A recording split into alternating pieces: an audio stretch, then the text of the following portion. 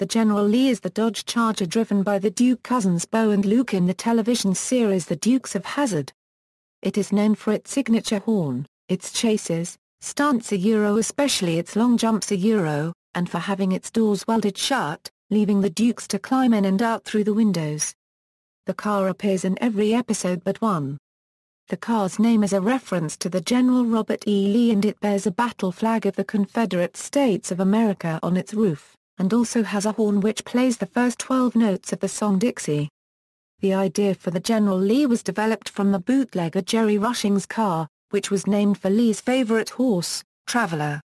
Traveler was also the name of the car in Moonrunners, the 1975 movie precursor to the Dukes of Hazzard. History: although the estimated number of General Lees used varies from different sources, according to Ben Jones, as well as builders involved with the show, 256 General Lees were used to film the series. Others claim about 321 were used in the series. Approximately 17 still exist in various states of repair. On average, more than one General Lee was used up per show. When filming a jump, anywhere from 500 pounds to 1,000 pounds of sandbags or concrete ballast was placed in the trunk to prevent the car from nosing over. Later in the series, the mechanics would raise the front end of the car to keep it from scraping against the ramp, causing it to lose speed, thereby providing a cushion for the driver upon landing. Stunt drivers report enjoying the flights but hating the landings. Despite the ballast, the landing attitude of the car was somewhat unpredictable, resulting in moderate to extremely violent forces, depending on how it landed. On many of the jumps the cars bent upon impact. All cars used in large jumps were immediately retired due to structural damage. From 1968, 1969 to 1970 model year Chargers were sourced and converted to General Lee specifications. Despite popular belief, according to all builders involved over the years, obtaining cars was not a problem until later years. By that time, the car was the star of the show and Warner Brothers moved building of the cars in-house to keep the cars consistent in appearance. Later in the show's run, when it got too hardened or expensive to continue procuring more Chargers, the producers started using more jump footage from previous episodes. In the final season, radio-controlled miniatures were occasionally used to the chagrin of several cast members. Episodes 1 to 5 were filmed in the Georgia towns of Covington and Conyers in November and December 1978. Georgia episode cars consisted of 6 Dodge Chargers. The first General Lees were built by Warner Brothers and shipped to Georgia, where John Marandy labeled the first 3 cars Lee 1, Lee 2, and Lee 3 in no particular order for film editing purposes. Lee 1 was a second unit car with a full roll cage. It is a 383 V8-powered 1969 Charger equipped with air conditioning. It was originally code T3 light bronze metallic with tan interior, 3-speaker dash, and chrome rocker trim. After the now famous jump over Roscoe P. Coltrane's police cruiser by stuntman Craig Baxley, it was stripped of its front seats and 1969 specific grille and tail light panel. Lee 1 was used once more as the Richard Petty tire test car in the 4th episode Repo Men. Lee 2 was also a second unit car with a full roll cage and tan interior. It was used for the opening scene in One-Armed Bandits. In the scene, Bo and Luke were chasing Roscoe's police cruiser with a general after Cooter stole it. During this chase, Lee 2 is shown making a jump. Lee 3 was the first Unit 1 close-up car and the first General Lee built by Warner Brothers. It is seen in the first publicity photos.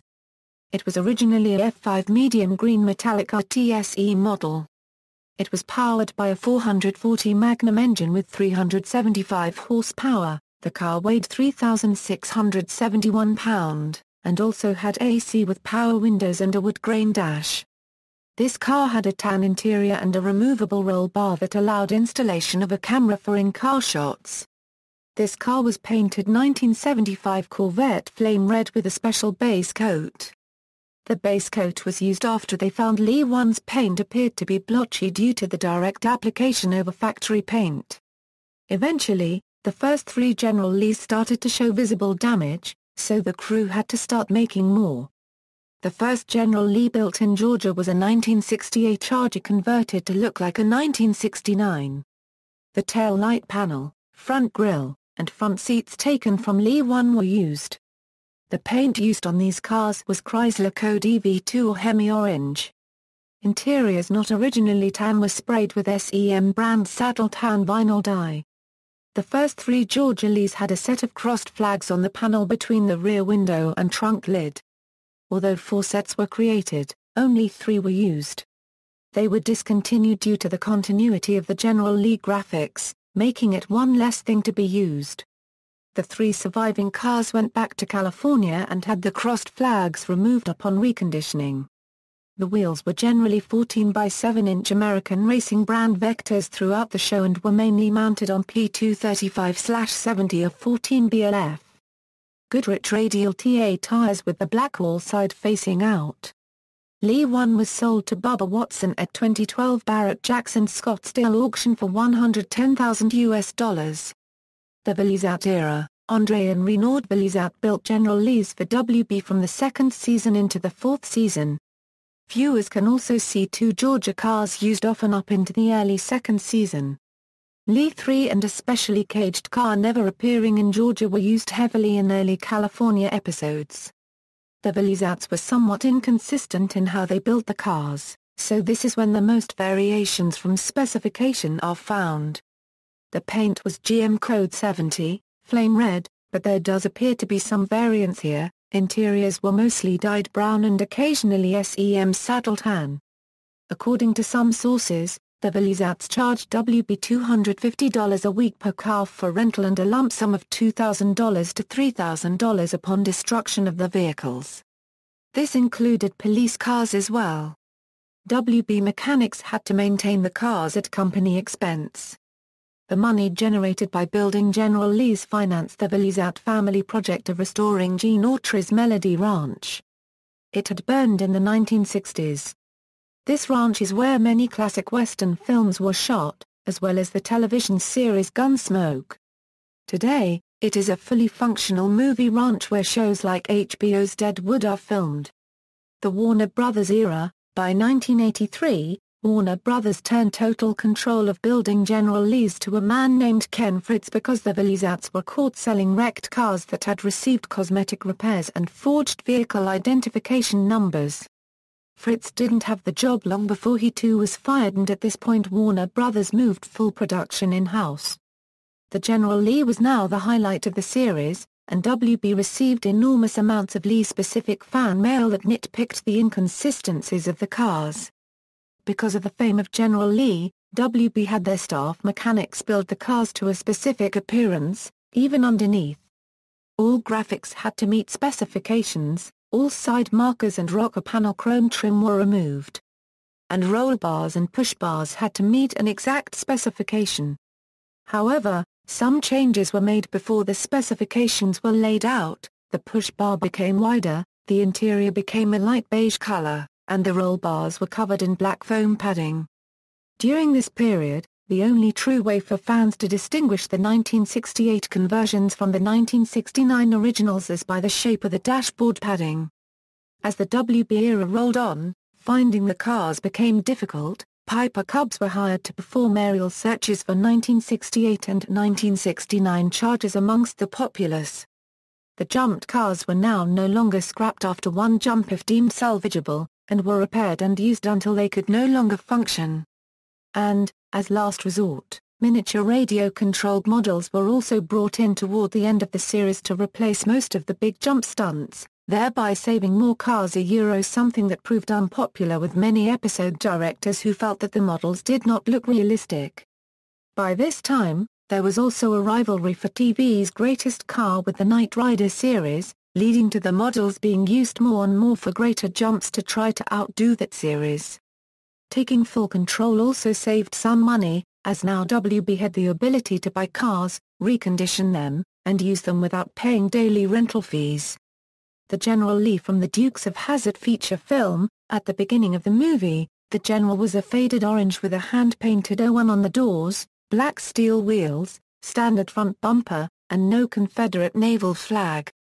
Midway through the film, Cooter repairs the General after it's vandalized by Boss Hogg's hirelings. He repaints it a bright orange and adds the well-known trademarks. However, Cooter didn't fix the doors and get them to open, claiming he didn't have time to fix everything. In the film, the Confederate flag on the roof is made an object of conflict on 2 occasions. In the first occasion, the Dukes are stuck in an Atlanta traffic jam. During this time, passing drivers make remarks towards them that alternate between cheering the South and condemning them as practicing racism, leaving the Duke boys puzzled. The last to comment says, "Nice roof, redneck. Join the rest of us in the 21st century," and displays obscene hand gestures. Mystified, Bo and Luke slide out of the windows so they could sit on the windowsill to look at the roof and discover the flag. In the second incident, the Dukes wind up with coal dust on their faces, giving them the appearance of driving around in blackface. They stop at a traffic light and some African American youths notice this and the Confederate flag on the General. The youths come to the conclusion that the Dukes are making a racist statement and are about to give them a physical opinion of their roof graphic and facial appearance. Just as the youths were about to assault Bo and Luke, 2 black police officers show up and throw the Dukes in jail. The movie General not only flies and makes controlled landings, but also drifts with the aid of professional drifter Reese Millen. During jump scenes, some stunt cars were propelled under their own power by stunt drivers. Others had their engines and transmissions removed. The engineless Chargers were then launched without drivers by a gas-driven catapult similar in principle to those used on aircraft carriers.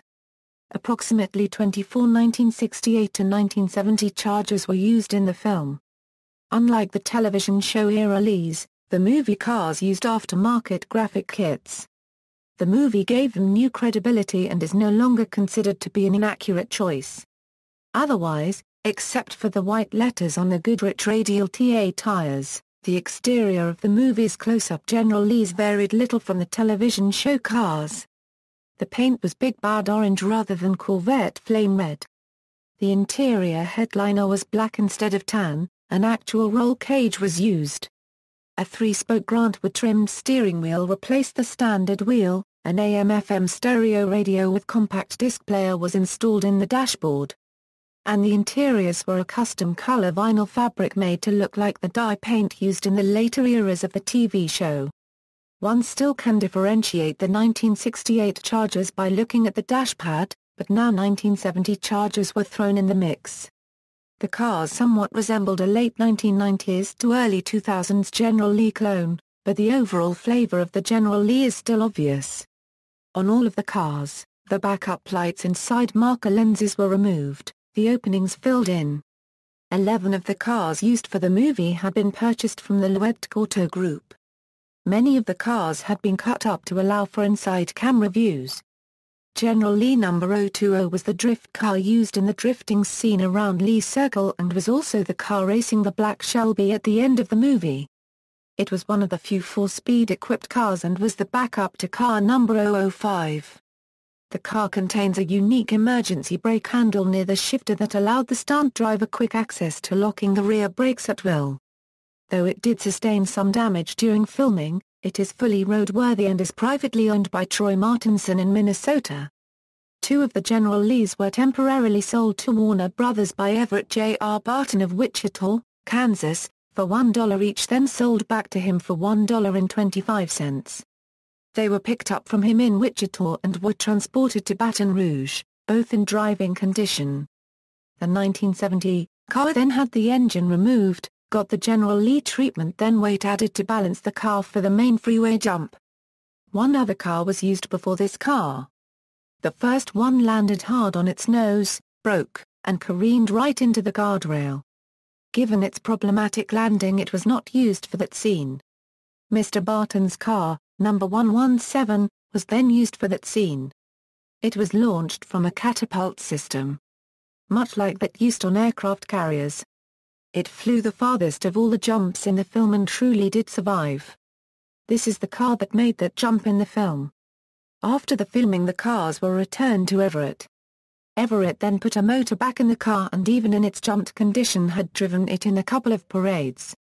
After keeping the car for 8 years, he had since sold it to an individual that plans to have it restored to show quality. It will be restored from the men on the TV show Graveyard Cars. General Lee TV commercials. The General Lee was recently featured in a commercial spot for Auto Trader. The commercial featured the General in all her glory with Dukes of Hazzard stars John Schneider and Tom Wopat. The Dukes theme song Good Ole Boys can be heard playing during the commercial. The video was produced and released in 2014. Engines in the TV show General Lee's varied 318, 383, and 440 CIDV-8S big blocks were used. None of the TV series cars had the 426 Hemi. However, the close-up Lees were 383 powered. The special purpose-built ski car had a 318, as it was lighter weight. Most of the workhorse stunt cars had 383s and 440s. The stunt drivers tended to prefer 440s for jumps, so 440-powered stunt Lees were often saved for the higher bobby and longer jumps. Also, though early sound effects led many people to believe otherwise, only a handful of Chargers had manual transmissions. Most had 727 torque flight automatic transmissions. Also, in the Dukes of Hazzard motion picture, Couture replaced the General's original engine with a Chrysler 426 Hemi engine. Exit and entry. The General Lee, except in the beginning of the movie, does not have opening doors. In the TV series, it is explained that racing cars have their doors welded shut, and this was often used for comedic effect when Uncle Jesse or Boss Hogg required help to squeeze through the window. In the movie, the car has been repaired after being trashed, but the doors could not be fixed fast enough. The driver and passenger must slide in the window. For a running entry, Bo and Luke also slide over the hood rather than walk around the front of the car. However, in the prequel The Dukes of Hazzard, the beginning, the left door was welded shut while the right one was not.